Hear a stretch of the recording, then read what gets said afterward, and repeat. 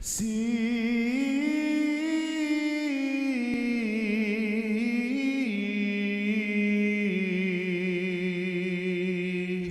love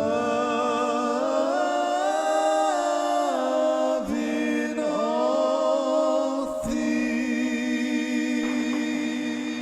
Hello everyone, my name is Chrism, and this is one in a series of lectures about Kundalini. And I'd like to welcome you all here and let you know that it is my honor to be able to give to you some of the information that has been given to me through the process of the awakened Kundalini. I am not your typical Indian or Asian guru. I'm from California, Santa Rosa, California. I grew up in California, and when the Kundalini came to me strongly at the age of 30, and I'm 50, you know, so it's a very strong and a very powerful journey.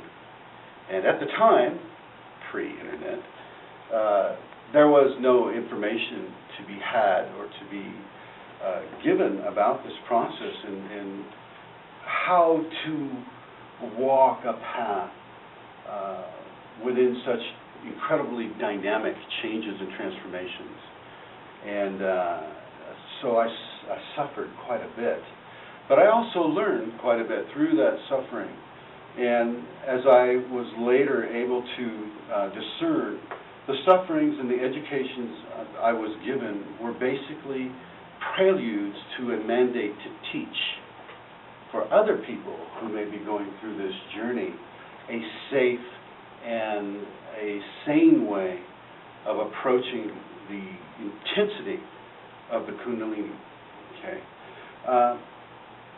In a little bit, I will get into the dynamics of the Kundalini that I'm talking about. But one of the most important features of my teachings was separates me from some of the other people that may be teaching similar concepts is that I come at it from a very Western, civilized, technological world. You know, I drive a car, I have a phone, I have a cell phone.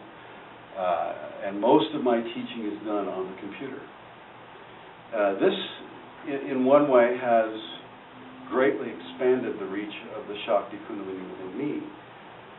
And on the other hand, it has in some way diminished some of the in-person meetings that I would have with people if I were to write books and do television and expand into those areas, which is precisely what is starting to occur. I come from a very simple, explanation-based platform. And I'm not trying to confuse anyone or to inject a lot of ego into this process. As a matter of fact, I'm trying to bring clarity and a sense of selflessness into this process.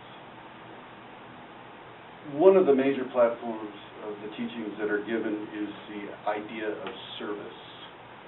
Selfless service, without expectation of being repaid for that service. This is one of the strongest frequencies of interaction that I have found works with this level of Kundalini. This is a very high level of Kundalini. This is not martial arts. Okay? This is not a religion, although it is very devotional, extremely devotional.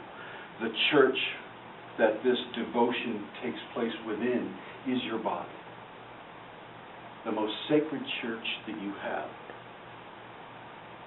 The pews are your spine, your spinal column, your spinal cord, the chakras, energy centers that line the spine and connect with nerve plexi, centers of nerve plexuses upon the spine that control endocrine function, many other functions. Okay, this is the church that we're going to explore tonight. And so here we go. in as clear and simple terms as I can make it. Kundalini is an evolutionary force within every human being. Everybody has it. Everybody has it lying dormant in the last 3 vertebrae of the tailbone. Okay? In some of the ancient manuscripts, it's seen as a serpent that is wrapped 3.5 times around an egg. The base of the spine. That's fine. I'm good for that. That's basically a representation, of the potential within an egg and the potential within a spermatozoa. Okay, is that right? Is that right? No. So basically, it's within your tailbone, dormant for most people. For 90, 95, 98% of the population, it's a dormant quality, only to be awakened within a certain lifetime, within a certain level of conditioning and refinement that the person has found within themselves through progressive lives of refinement, of spiritual evolution. A person begins to come into the knowledge of Kundalini when they have reached that. Typically not before. They won't even hear of the word Kundalini. A lot of the first timers that come to me with Kundalini awakening have no idea what has occurred. Absolutely no idea. One beautiful friend of mine who came to me with this condition said, yeah, I wound up in the hospital bed and I dreamed that I had this word stenciled on my forehead. And I remember it, and I told my girlfriend, go look that up on the web really quick. Tell me what it is. Tell me what it is. And she did. And she corrected the misspelling, and it spelled Kundalini. And he had a very serious disease and was not expected to make it. And guess what? He's still with us today, and that was over 2 years ago. See